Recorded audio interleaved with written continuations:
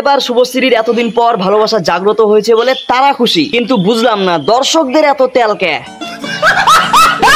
কারোর পৌষ মাস, কারোর সর্বনাশ।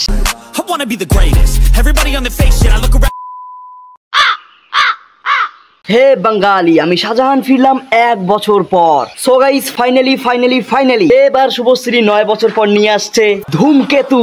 সবাই জানে সিনেমাটা অনেক পুরনো এবং রিলিজ হচ্ছে 14 আগস্ট।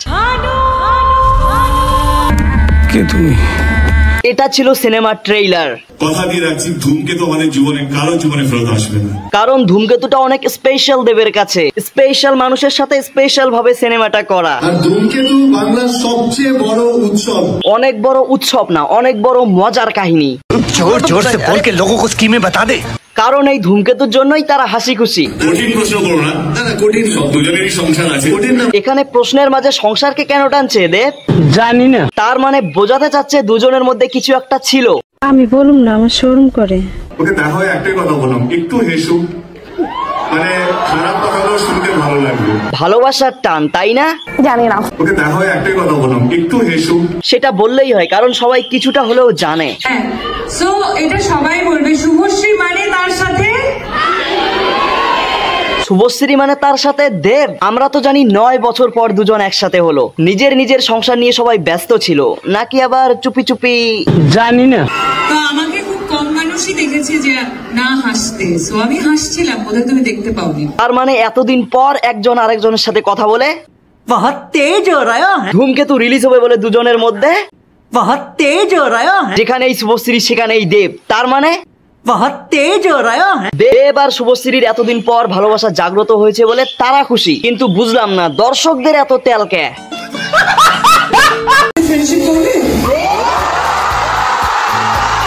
আমার মনে হয় এই আওয়াজগুলো সিনেমা দেখার মজা না, দেব আর শুভশ্রীর জাগ্রত হওয়া ভালোবাসা দেখার মজা। अबे साले এখন কিছু পাবলিক পোস্ট আর কমেন্ট দেখা যাক, যেমন কারোর পৌষ মাস, কারোর সর্বনাশ। सब क्या देखना पड़ रहा है। ওল্ড লাভ যদি জাগিয়ে যায় তাহলে তো এমন হবেই। আর সব থেকে বড় কথা, এটা তো পৌষ মাস চলতেছে না ভাই, টাইপিং মিস্টেক। সত্যি দেবের মনে অনেক আবেগ লুকোনো আছে, বাংলাদেশ থেকে বলছি। হ্যাঁ, দেবের মনে অনেক আবেগ লুকোনো আছে। তুমি তার ঘরের স্ত্রী, তুমি না জানলে কে জানবে বলো।